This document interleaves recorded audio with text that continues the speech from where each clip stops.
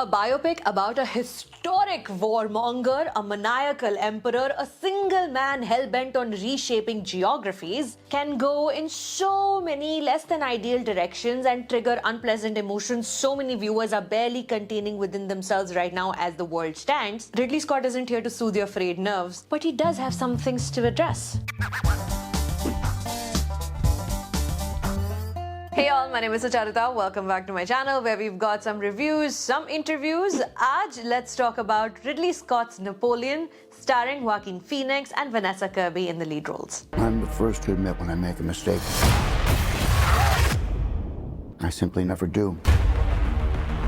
Starting with the French Revolution of 1790 and ending at Napoleon's death in 1821, Napoleon the movie chooses to show us 30 years of the rise and fall of the empire of its Corsica-born protagonist.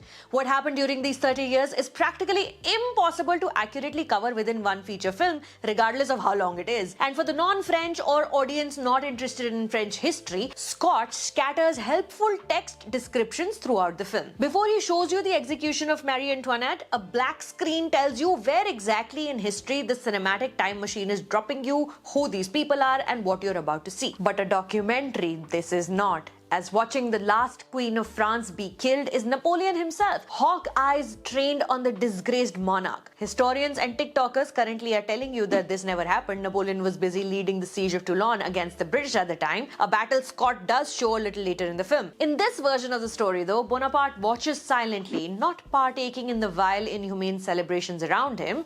He didn't support the monarchy, but did he know then his actions are leading him down the path of being declared emperor himself and crowning himself in front of the Pope some years later, becoming a monarch? I doubt this Ridley Scott and writer David Scarpa's Napoleon had foresight more than planning what his next aggression is going to be. At this stage of the screenplay though, Napoleon has purpose and has reason for his actions, and it reflects not just in Joaquin Phoenix's body language but also the pointedly gory war cinematography. I wasn't prepared for the gory details Dariusz Wolski's camera focuses on, a lobbed off head with blood freely flowing from where it was erstwhile attached to a human body, a cannonball blowing to smithereens a horse's sternum, a man blowing up half his face and then another puts his hand in the newly formed face hole, even displays of crude and vile, almost violent celebrations in a salon at a ball with too many people drunk on wine and blood. I found the crown of France in the gutter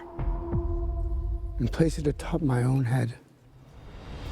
The Napoleon you meet here at this point has some semblance of planning, of focus. He might not ever accept to himself his desire and hunger for power, but you begin to see that that is the only fuel propelling his rapid succession within military ranks. That and the sheer confidence of a man who has realized that if he decides he wants something for himself, very few other men will come in his way. Now, once he meets Josephine though, both Napoleon the man and the movie change. For a tone that can only be described as humorous, the epic war film takes on some big Lebowski hues, as Napoleon, convinced of his righteousness and peace-loving ways, delivers some epic one-liners and zingers, including calling the dinner on his plate a lamb chop of destiny. Thankfully, unlike Scott's last film House of Gucci, no actor in the House of Bonaparte has a fake French accent. Joaquin Phoenix sounds American, Vanessa Kirby is British, and they just make it work. The humor is not coming from the fake accents, so it's allowing us to focus on the many things happening in the screenplay rather than how the R's and the T's are being enunciated. While Phoenix presents us with this slowly changing demeanor, Vanessa Kirby emerges as the excellent performer she is. I will say her introduction shot in the trailer had enraged me. In this saga that's been promised to us about men and their great battles, the first time a woman appears on screen, she sits sexily on a chair, opening her legs slowly.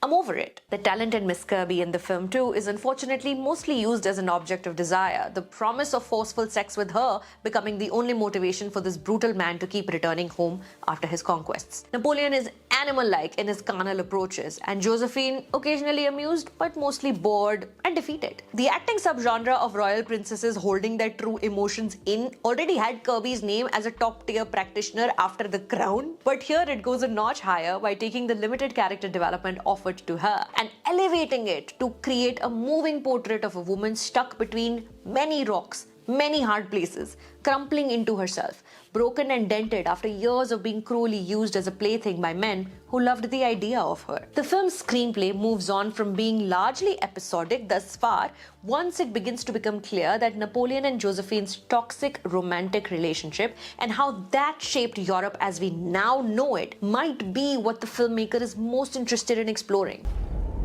I'm not built like other men.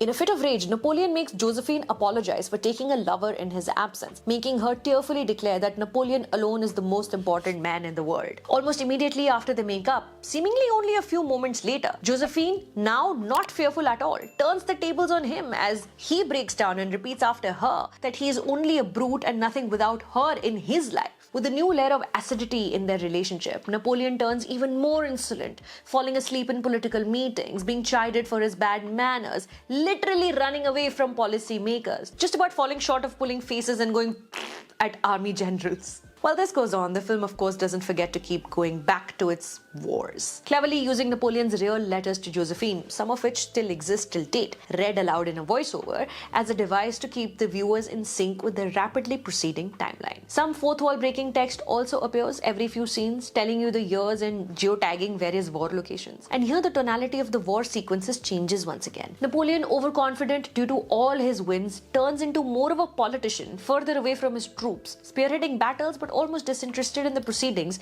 even when they involve shooting cannons towards the Great Pyramid of Giza. A secondary larger point of the character study begins to emerge. We are being reminded not of the great conqueror who was nicknamed the Nightmare of Europe, but of a madman blinded by ego who didn't care how many men he lost in battle as long as his personal glory and delusions remained intact. The screenplay at this point gets very heavy, telling the story, exploring a doomed love, and attempting to clearly present an anti-war sentiment that might resonate in 2023. There is a lot going on, and unless you're determined to follow closely to make the experience worth your time, the additional burden might begin to feel tiresome. The film, though, never collapses under its own weight. Incredible war choreography enables the seamless transition of Scott's opinion of Napoleon from screen to psyche. Don't be fooled by the paintings and books deifying this man. He was nothing more than a zealot with changing, undefined interests increasingly flying by the seat of his pants. In its final act, the movie exudes a kind of melancholy even. Napoleon and Josephine are separated, and the screen is tinged with the greyness of stormy skies, foreshadowing the emperor's impending downfall. So, amidst all this, Napoleon just about qualifies as a character study. It's not brave enough to be the favorite, showing a strange new human side of a famous monarch. It's not as indulgent as Firebrand, nor is it as safe as Victoria and Abdul. It's funny in an almost parody, inherent vice sort of way. Way more Doc Sportello than I was prepared for. Do I wish it were a little more Spencer, allowing Josephine's story to show? Yes. I mean, when we first meet her, she already has 2 children from a previous marriage, entirely forgotten till her final moments when a daughter appears and is like, yeah, so Josephine died. As the promise of going back home victorious to Josephine is taken away from Napoleon, his recklessness mixed with disinterest takes on its bloodiest form yet. The Battle of Waterloo rolls around, Napoleon loses, and has zero remorse over the million dead, like some inept current global heads of states it might remind you of. And finally, out of steam, he reverts to the dude persona, now exchanging repartee with literal children. He goes back into exile, making even more jokes, and one day seemingly hallucinating about his ex-wife, topples over and poof. How much of this is historically accurate? Ridley Scott clearly doesn't care. The man is shooting Gladiator 2 with Paul Mescal, Denzel Washington, and Pedro Pascal right now. Whose country are we in? Mine.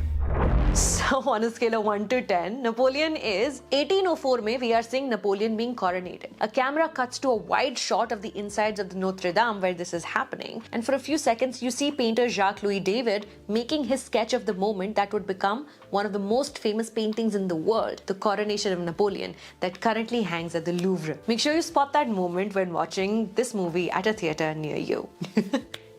Before you leave, please share this review, click that subscribe button below. My name is Sucharita. Thank you for stopping by.